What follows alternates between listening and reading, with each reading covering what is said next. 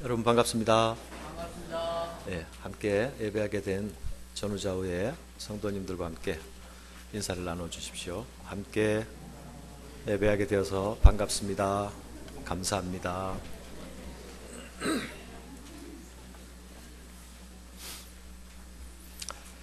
다시 잠시 기도드립니다. 하나님 아버지,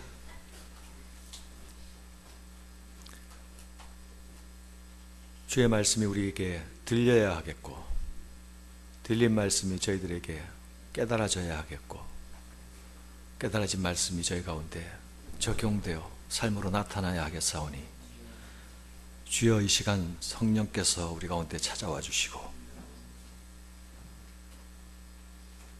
우리를 주의 손안에 사로잡아 주시어서 주의 말씀과 주의 음성에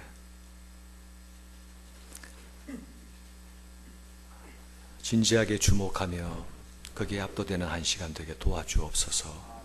예수님 이름으로 기도드립니다. 아멘.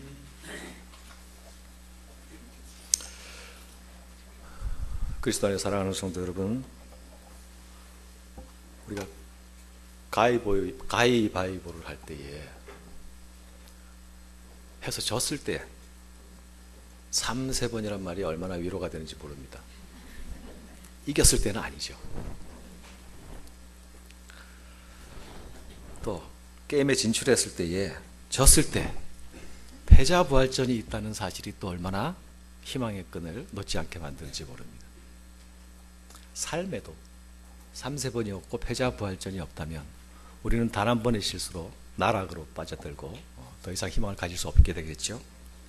바로 이 문제에 주목해서 사람들이 한 번 도전하고 실패해도 다시 삶을 살 수 있도록 사회적 구조를 강화시키는 그 일을 정부가 추진하고 있는 걸로 알고 있습니다. 시작 단계이겠죠.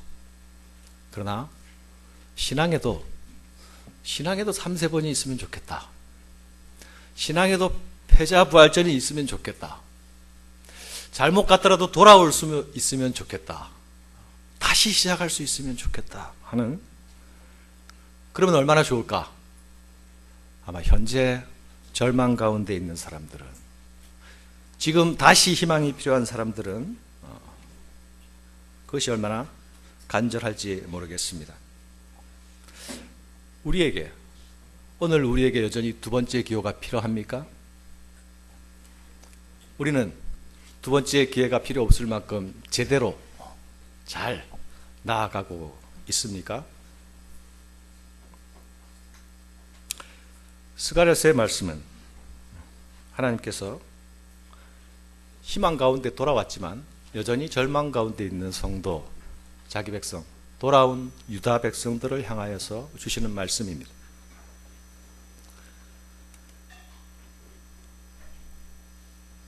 이 스가랴와 함께 동시대에 하나님은 또 한 사람을 부르셨습니다. 학개라는 선지자를 부르셨죠. 두 사람을 통해서 스테레오로 말씀하셨습니다. 학개를 통하여서는 구체적이고 직설적으로 말하게 하셨고, 스가랴를 통해서는 구체적으로 내면을 향하여 말씀하게 하셨고, 절망 가운데서 희망과 미래의 영광에 대해서 말씀하게 하셨습니다. 이런 선지자들은 땅에서 뚝 떨어진 사람들이 아니죠. 1절 표제에 보면 이 선지자가 부름받은 시기를 정확하게 기록하고 있습니다. 다리오 왕 제2년 8월 그는 하나님으로부터 말씀을 받았습니다. 선지자에게 하나님께로부터 말씀이 임했다, 말씀을 받았다 하는, 바로 그가 선지자로 부름을 받았다 하는 말과 동의어로 사용됩니다. 선지자가 되는 일은 나는 이제 선지자의 길을 갈래 라고 해서 되는 일이 아니죠. 하나님께서 부르셔야만 갈 수 있는 길이고, 그래서 이 일은 하나님의 말씀, 하나님의 입이 되는 이 사역은 소위 거룩한 수동성 가운데서 이루어지는 일입니다. 우리 예레미야를 살펴볼 때도 예레미야 같은 자는 하나님이 부르셔도 언지에 아니요, 아직요, 저는 어리거든요. 계속 저항하며 반항하는 것을 볼 수 있죠.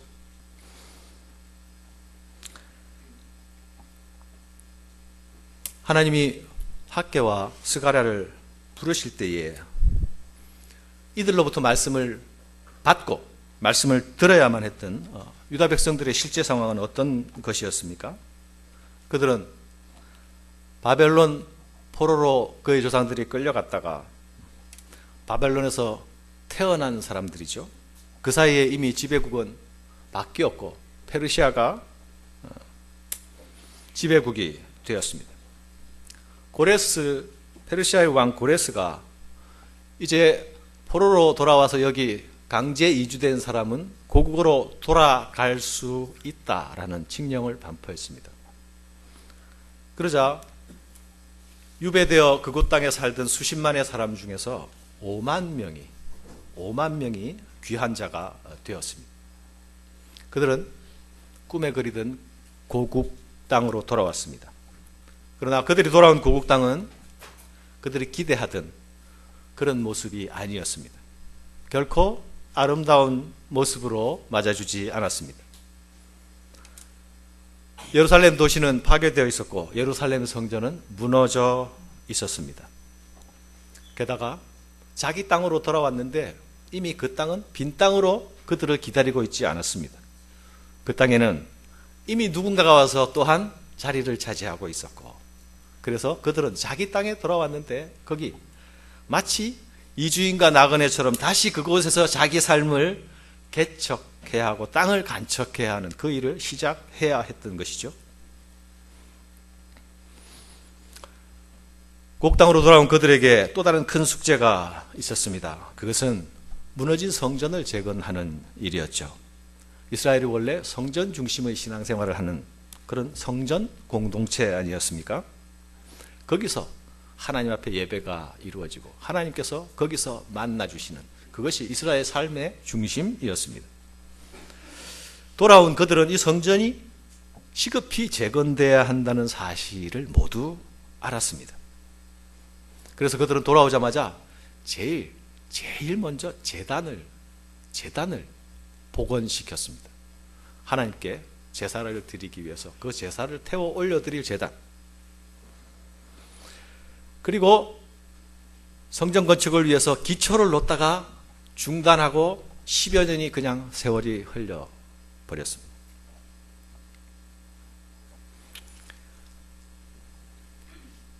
이렇게 성전을 건축하다가 중단하고 17년의 세월이 흘러버리는 이 시점에서 하나님께서 학개도 부르시고 스가랴도 부르셔서 같은 말씀을 스테레오로 전달하게 하셨습니다.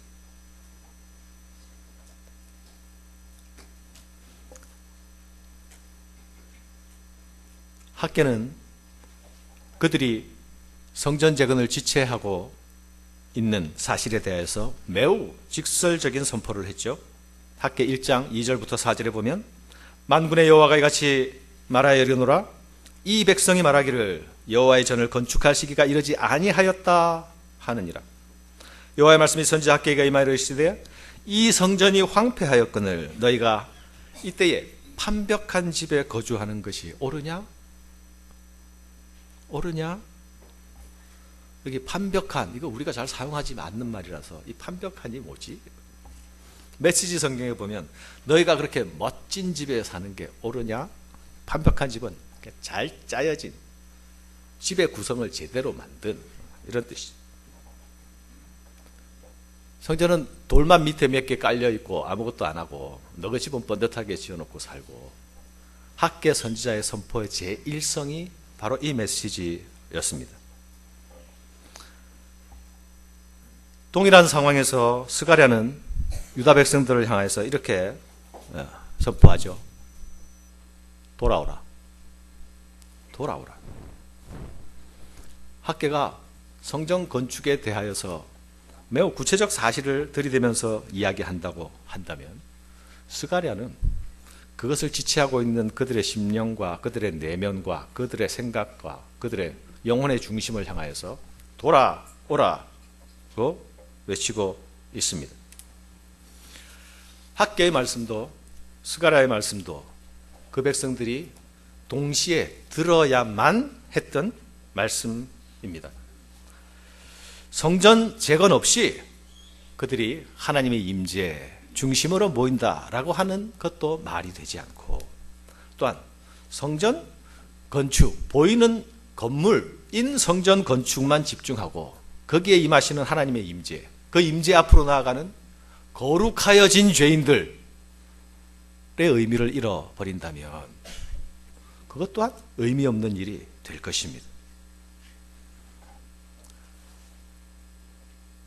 하나님은 스가랴를 통하여서 유다 백성들에게 이렇게 말씀하시죠. 만군의 여호와께서 이처럼 이르시되 너희는 내게로 돌아오라. 만군의 여호와의 말이니라. 그리하면 내가 너희에게 돌아가리라. 만군의 여호와의 말이니라.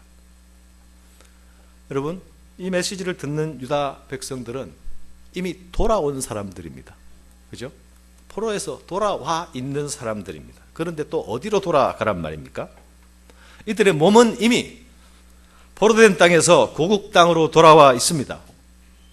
그러나 이들은 아직 돌아오지 않은 사람들과 같습니다. 출래 불사춘이란 말이 있죠. 봄은 왔으나 아직 봄은 아니더라. 봄이 왔으면 따뜻한 바람도 산들바람도 불고 꽃들도 몽우리가 맺히고 잎들은 여린 초록을 만들어내고 여기저기 다양한 색깔의 꽃들이 피어야 그게 봄이라고 할 수 있는 거죠. 달력만 넘어간다고 봄이 되는 것은 아니지 않습니까? 이들이 왜 아직 돌아와야 하는 사람들이 되어 있습니까? 귀환한 유다 백성들은 돌아올 때에 그들의 최우선순위가 하나님의 전을 먼저 건축해야 한다는 사실을 모두 알고 있었습니다. 그런데 알고 있는 것하고 실제로 그렇게 하는 것하고는 다르죠. 그런데 그들은 실제로 그렇게 하지 않았습니다. 일을 시작하자마자 멈추어 버렸습니다. 그들이 멈추어 버린 이유가 무엇일까요? 첫 번째는 먼저 내가 살아야 되겠다는 겁니다. 내가 살아야 하나님도 있고, 내가 살아야 신앙도 있고, 내가 살아야 성전도 있는 것이지. 그들의 성전 중심 신앙, 그들의 하나님 중심 신앙이 삶으로 나타나지 않았습니다. 그것은 그들이 가진 모토였고 구호였고 전통일 뿐이었습니다. 물론 그들이 그리할 수밖에 없게 된 데에는 이해할 만한 이유들이 있습니다. 먼저 돌아온 그들은 자신의 생존의 문제를 해결하는 것이 사실 시급한 문제였습니다. 아무도 그들을 돌아오는 것을 기대하고 준비하고 기다린 사람들도 없었고 땅도 그리하지 않았습니다. 또한 그들이 돌아온 땅에는 적대적 세력마저도 그 자리에 자리 잡고 있었습니다. 이 적대자들은 성전 건축을 시작하려고 하자 구체적으로 그 일을 못하게 방해하기 시작했고, 심지어는 그곳 관리들과 함께 한 통속이 되어가지고 페르시아 제국의 통치자 아하수에로에게 직접 편지를 써서 이들이 지금 반역의 업무를 꾸미고 있다, 이들의 공사를 중단시켜야 된다라는 요청을 해대곤 했습니다. 자신의 삶의 문제, 먹고 사는 문제도 숨이 넘어가도록 힘이 든데 그것 조금 옆으로 제끼고 하나님을 위한 일을 해보려고 하니까 마음대로 안 되는 거예요. 그러니까 이러다가 답이 없겠다. 생존이 먼저다. 그리고 놓아버린 것입니다. 놓아버렸는데 이제 몇십 년이 흘러가게 되는 것이죠. 사랑하는 여러분, 여러분은 힘들면 어떤 일이든지 포기합니까? 어떻습니까? 힘들어도 포기할 만한 일을 포기하죠. 네. 포기해서 안 되는 일은 힘들어도 포기하지 않잖아요. 그리고 자신이 중요하다고 생각하는 일은 힘들어도 포기하지 않습니다. 자기 인생에 걸린 문제는 힘들어도 결코 포기하지 않습니다. 또 자기가 무엇에 미쳤다는 소리를 들으면 그 일은 결코 힘들어도 포기하지 않습니다. 그래서 사람은 좋아하는 사람보다 미친 사람은 감당할 수가 없다. 막을 수가 없다.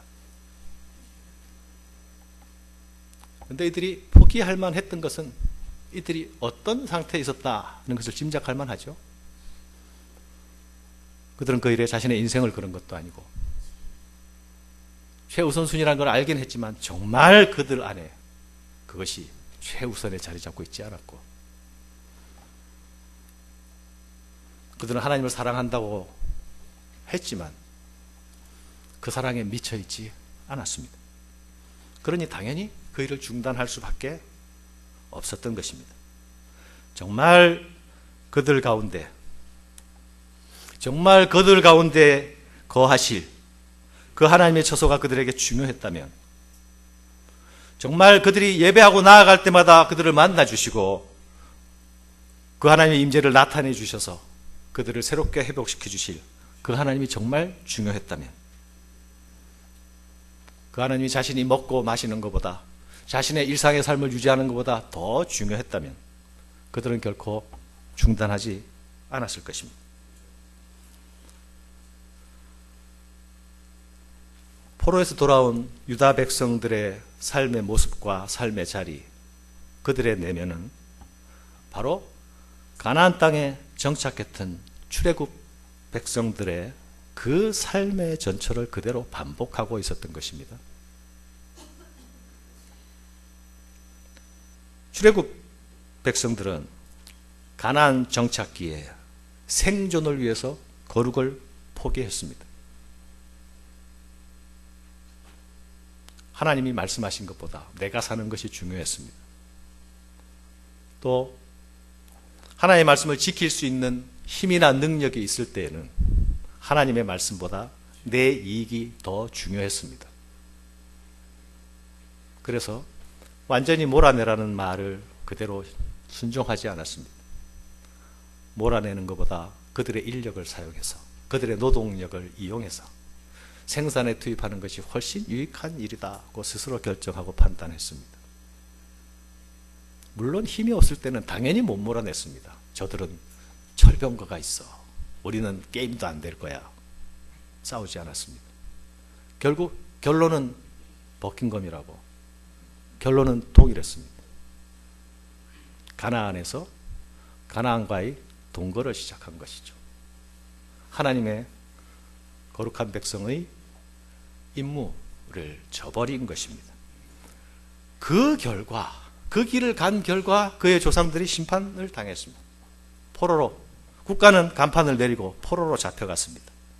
그리고 다시 돌아왔는데 새롭게 시작하는 삶의 자리가 옛 조상들의 똑같은 길을 반복해서 되풀이하고 있는 것입니다.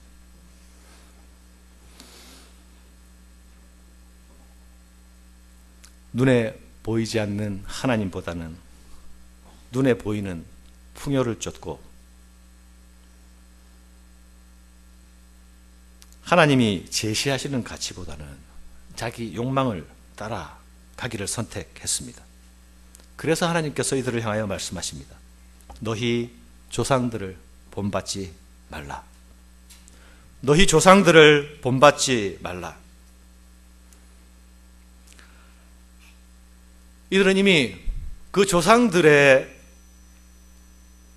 길을 심판하신 하나님의 심판 때문에 눈물 줄줄 흘리면서 그곳에서 돌아온 사람들입니다. 그런데 다시 돌아와서 그 길을 또 가려고 하고 있습니다. 하나님보다 내 생존이 먼저야. 성전도 중요하지만 그걸 건축하려면 우리 집이 먼저 있어야 돼. 그러면서 스스로를 위로하고 합리화했습니다. 이들이 아직 우상을 숭배하는 데까지 나아가지 않았지만 하나님이 우선순위에서 밀리고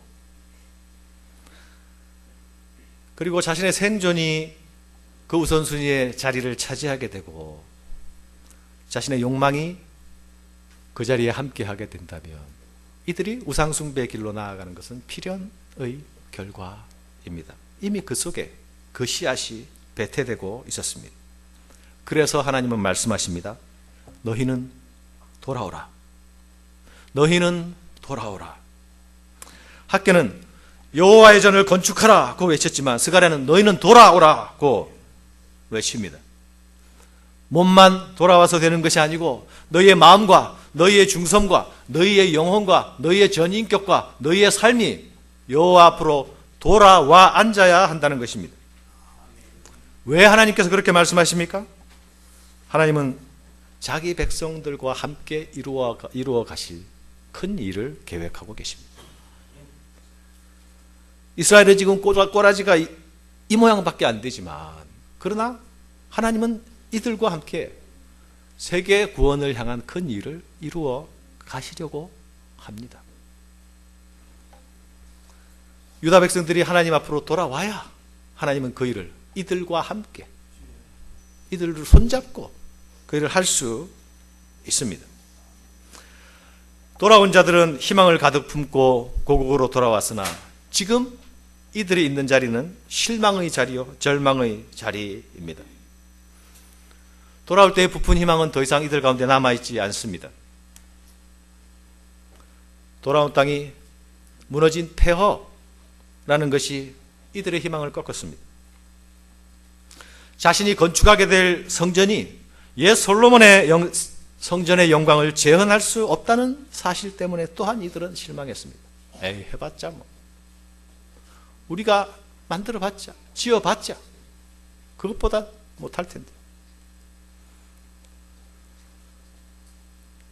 과거의 영화와 비교한 결과 또 실망과 절망에 빠집니다. 고작 5만 명의 사람들이, 그것도 포로였다가 돌아온 사람들이 이스라엘 국가 최고 강성기에, 최고 부유기에 온 국력을 집중하여서 건축한 솔로몬의 성전과 같은 것을 건축할 수 없으리라는 것은 자명한 사실이죠.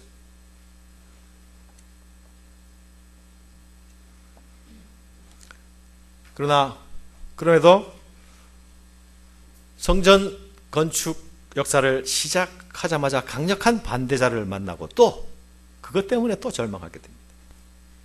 그 강력한 반대자를 그냥 꾹 누르고 쓱 밟고 지나가면서 마치 그들이 없었던 것처럼 그렇게 일을 진행할 수 있었으면 좋았을 텐데 그렇지 못했죠. 또 실망합니다.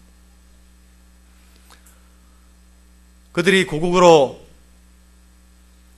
돌아오기만 하면, 그들이 예루살렘으로 돌아오기만 하면 하나님께서 바로 열국을 심판하실 줄을 기대했습니다. 왜냐하면 선지자들이 그렇게 예언했기 때문이죠. 그런데 자신들은 예루살렘으로 돌아왔는데 하나님의 심판은 이루어질 기미가 보이지 않습니다. 학개와 스가랴에게 말씀이 주어지는 이 시기는 소위 페르시아 제국 중에서 굉장히 평온한 시기에 속해 있습니다.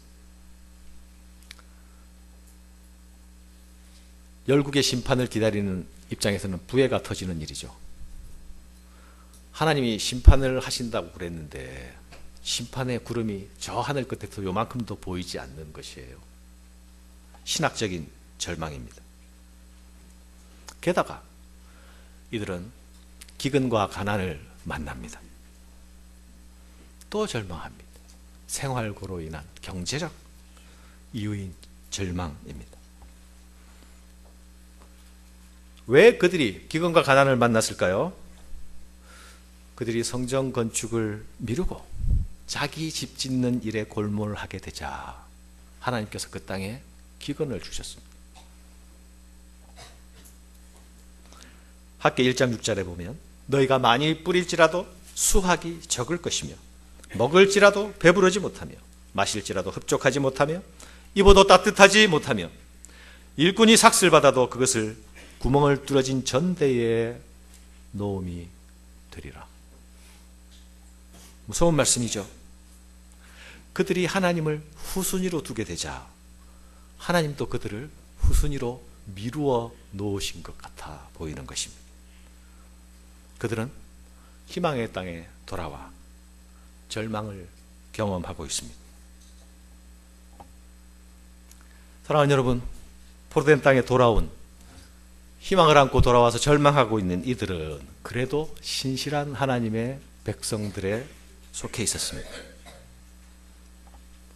포로된 땅에서 고레스 칙령이 선포되자 그것에 생활 기반을 마련하고 살만했던 사람은 돌아오고 싶어 하지 않았습니다.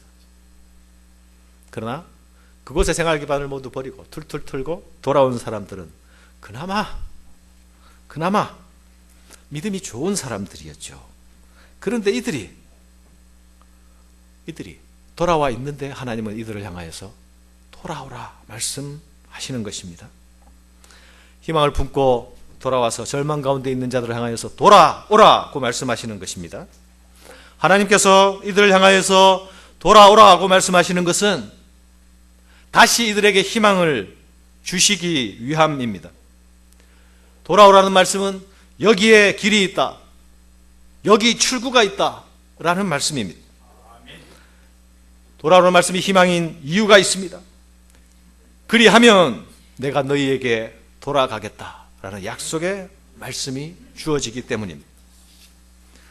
하나님께서 돌아오는 말씀을 선포하게 하실 때에 특별히 하나님 자신의 이름을 만군의 여호와로 소개하고 있습니다. 만군의 여호와는 이 포로 후기, 포로에서 돌아온 때에 사용되었던 선지자들이 주로 사용하던 하나님의 이름입니다. 오늘 본문의 3절 한 절을만 해도 이 만군의 여호와라는 말이 3번이나 반복되어 나오죠. 우리는 그냥 읽고 지나가지만 이 만군의 여호와라는 하나님의 이름에는 특별한 뜻이 담겨 있죠. 이것은 원래 하나님의 언약궤 그리고 전쟁의 상황, 언약궤와 전쟁 상황과 관련되어져서 나타났던 말입니다. 이스라엘이 사무엘상에 보면 이스라엘이 블레셋과 전쟁하는 데에 전쟁터에 언약궤를 가지고 나가면 하나님께서 우리와 함께 하실 거니까 승리할 것이다, 이런 생각을 하게 되죠. 그때 사용되었던 이름이 만군의 여호와입니다.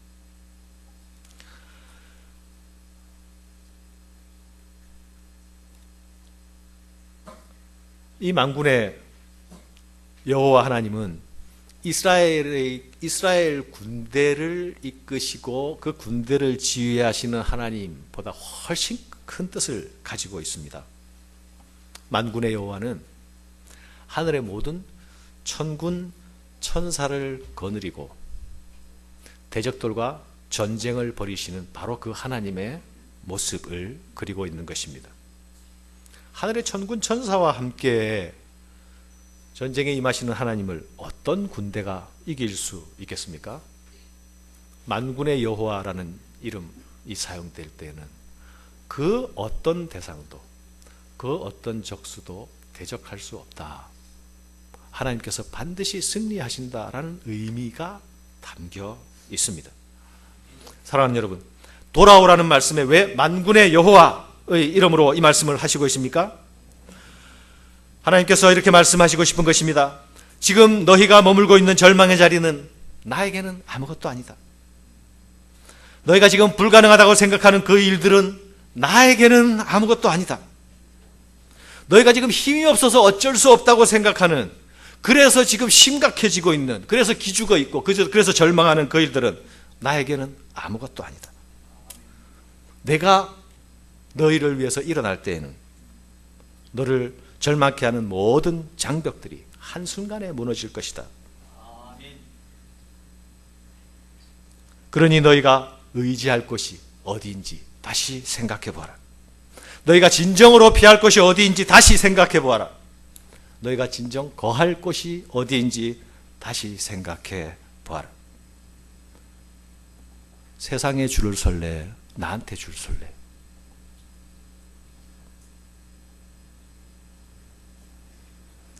네 꿈에 줄 설래, 내 꿈에 줄 설래. 하나님 이렇게 말씀하시는 거예요. 만군의 여호와니라. 나는 진정한 승리자요, 나는 완전한 승리자다. 너희 어디서 줄 설래? 이 만군의 하나님께서 뭐라고 말씀하신다고요? 돌아오라 말씀하십니다. 그 길만이 절망에서 희망으로 다시 전환되는 출구이기 때문입니다. 혼돈과 어둠의 불안과 절망에 휩싸여서 있는 자들이 다시 빛을 찾아 나가는 출구, 그것이 돌아오는 길입니다. 하나님께로 돌아가는 길입니다. 돌아오라는 하나님의 요청은 기다리시는 아버지가 집 나간 자녀를 향해 외치고 있는 요청이기도 합니다. 돌아오라. 아버지는 이 자녀들이 돌아오기까지 쉴 수가 없습니다. 날마다 동구 밖으로 나가서 행여 오늘 올까, 저녁에 올까, 밤에 올까, 밤소리를 맞을 때까지 서성일 수밖에 없습니다. 예수님은 라오디게아 교회를 향해서 말씀하시고 있습니다. 라오디게아 교회는 모양만 교회였지 내용은 교회라고 할 수가 없었습니다. 그들은 뜨겁지도 차지도 않았습니다. 그들이 미지근했다는 말이 무슨 뜻일까요? 요즘 말로 하면 그들이 가지고 있는 온도는 세상 온도하고 똑같았다, 이런 말입니다. 교회 온도가 세상 온도하고 달라야 되지 않습니까? 성도의 온도가 세상 사람들과 온도가 달라야 되지 않습니까? 주님은 그들을 세상과 같구나라고 진단하고 있지만 그들 스스로는 결코 그렇게 생각하지 않았습니다. 그들 스스로는 나는 부자라, 부여하여 부족한 것이 없다, 만족하고 있었습니다. 그러나 여러분, 주님이 보시기에는, 주님의 눈에는 그들은 심각하게 가난했고, 심각하게 곤고했고, 심각하게 가련했습니다. 그들의 눈은 멀어 있었고, 그들은 사실 벌거벗고 있었습니다. 라오디아의 교회는 새로운 희망이 필요한 교회였습니다. 제2의 기회가 필요한 교회였습니다. 회개가 필요했습니다. 주님은 그들을 향해서 볼지어다 내가 문 밖에 서서 두드리노니 말씀하셨습니다. 주님이 문을 두드리십니다. 문을 여는 자는 주님과 더불어 먹고 마시게 될 것입니다. 문을 여는 자는 주님의 임재 안에서 다시 교제할 수 있게 될 것입니다. 문을 여는 행동은 회개입니다. 문을 여는 행동은 가던 길을 멈추고 돌이키는 것입니다. 주님을 맞아들인다는 것은 회개를 통한 영접입니다. 사랑하는 여러분, 만군의 여호와께서 돌아오라고 하시는 말씀도 회개의 요청입니다. 회개하면, 돌이키면 내가 너희에게로 돌아가겠다는 것입니다. 몸만 하나님 앞에서 있는 자들은 모두 다시 하나님 앞으로 돌아가야 할 자들입니다. 하나님은 우리 중심을 보시는 분이십니다. 예배의 자리에 앉아 있지만 하나님 앞에 나오지 않았을 수도 있습니다. 기독교인으로 살아가고 있지만 진정한 성도의 삶을 살고 있지 않을 수 있습니다. 하나님의 자녀라는 신분을 가지고 있는 것 같은데 그 자녀의 영광과 특권과 전혀 무관하게 살 수도 있습니다. 우리 중심이 하나님 앞에서 바로 서 있고 바로 드려지지 않으면 그럴 수 있습니다. 더 많이 벌면 행복할 것 같고, 더 넓은 데 살면 행복할 것 같고, 더 좋은 것 먹을 수 있으면 좀 더 행복할 것 같지 않습니까? 그래서 그렇게 살고 있지 않습니까? 이전보다 수입이 더 많아지고, 이전보다 맛있는 것을 훨씬 더 많이 먹고 있는데, 그래서 여러분은 진정 그 안에서 즐거움과 행복을 찾고 있습니까? 아니라면 무엇 때문일까요? 우리가 마실수록 가라한 음료를 들이키고 있는 것은 아닐까요? 하늘로부터 공급받는 바로 그 생명의 양식을 공급받고 있지 못하기 때문이 아닐까요? 생명의 근원 되신 그 하나님과 바로 연결되어 있지 못하기 때문은 아닐까요? 모든 절망의 자리에 있는 자들은 반드시 하나님께로 돌아가야만 합니다. 살면서 이건 아닌데 고개를 갸우뚱거리면서 계속 그 길을 가고 있는 사람들은 멈추고 돌아가야 합니다. 돌아가야만 새로운 희망이 생깁니다.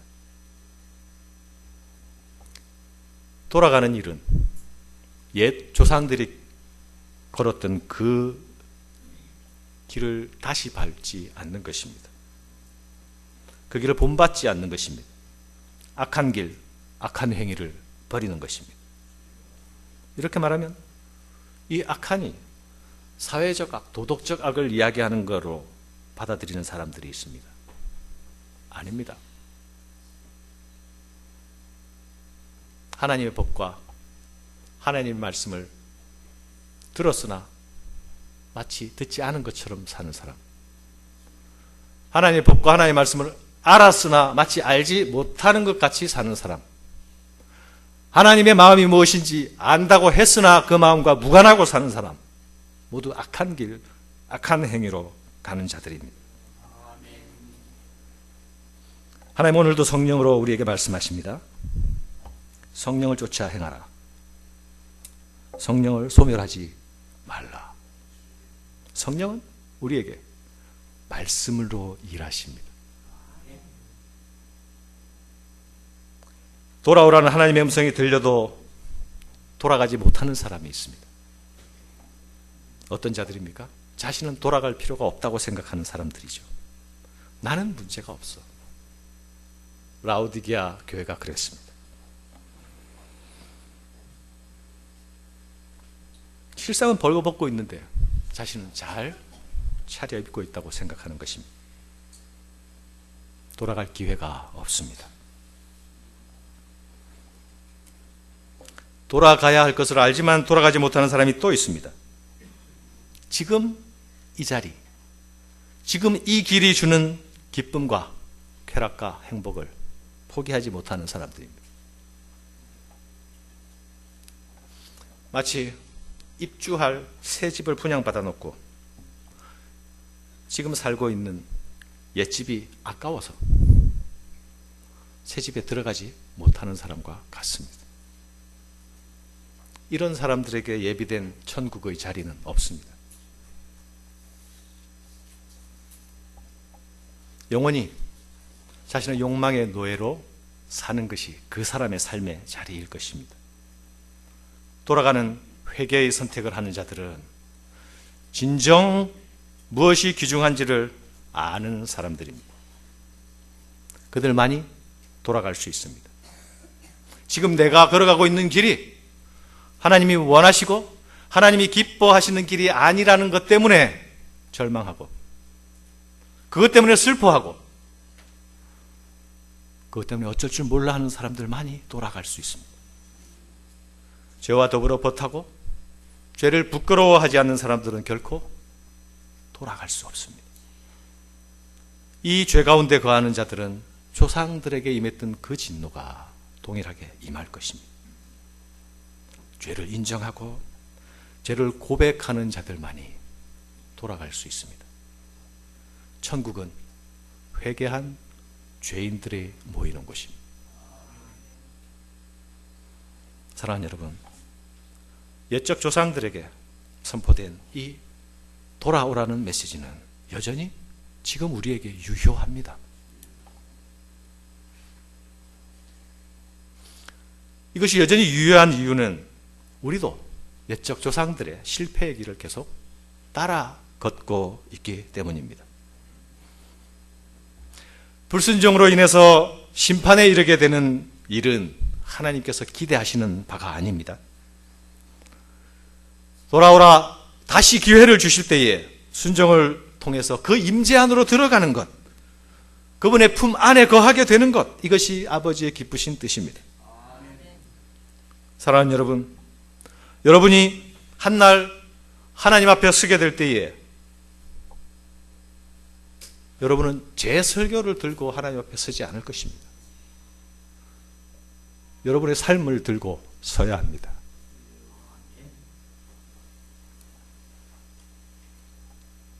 저는 여러분에게 말씀을 전합니다. 지금 이 길이 내가 가야 할 길이 아니라고 생각한다면 지금 돌아가야 한다고. 하나님께로 돌아가야 한다고. 회개가 새로운 희망의 길이라고.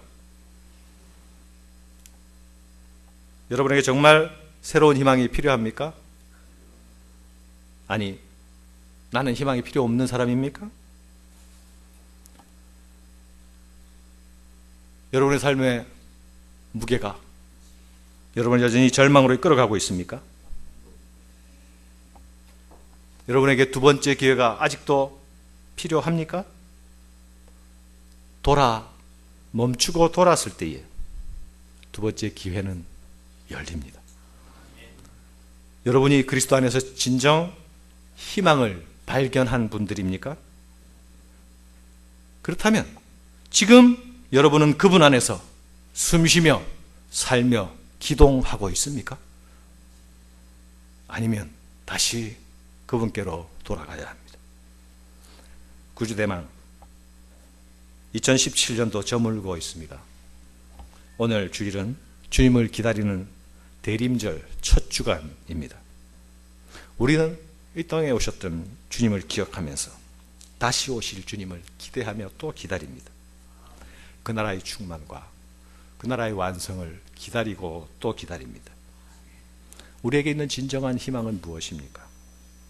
하나님이 우리에게 주신 시간과 공간, 그리고 그 물질 가운데서 하나님은 우리에게 시간 사용하고 공간 사용하고 물질 사용해서 하나님을 자랑하고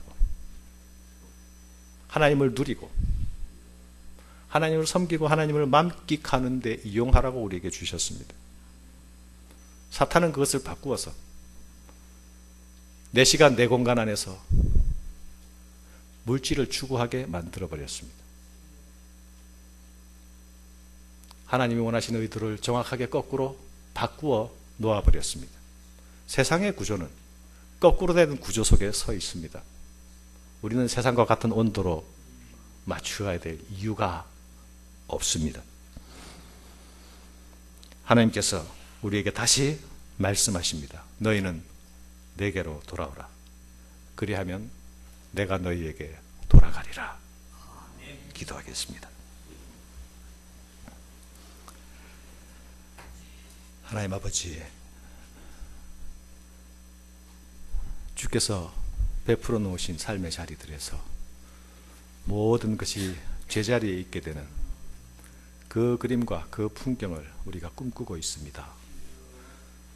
우리의 삶의 자리, 나의 삶의 자리가 주께서 원하시고 기대하시는 그 길로 향하여 있기를 간절히 바라고 소원합니다. 우리가 삐뚤어진 방향, 삐뚤어진 길 가게 될 때에 주의 성령께서 우리를 붙잡으시고 강권하시며 돌이키시고 경책하여 주시어서 우리가 하나님께로만 방향 지어질 수 있도록 은혜 위에 은혜를 더하여 주시기를 간구합니다.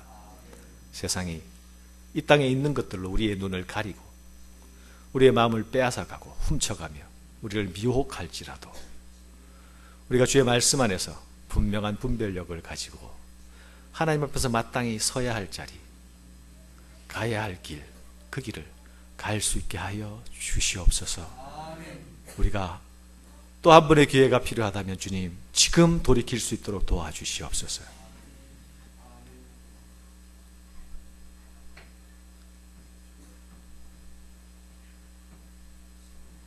주님이 하시는 말씀들이 우리 귀를 비껴가고 우리 심장을 비껴가며 돌아가면 잊어버리는 그런 땅에 떨어지는 말씀이 아니라 우리의 존재의 정면으로 부딪히며 우리를 불편하게 하는 말씀으로 다가오는 그 은혜를 우리에게 허락하여 주시옵소서. 예수님 이름으로 기도합니다. 아멘.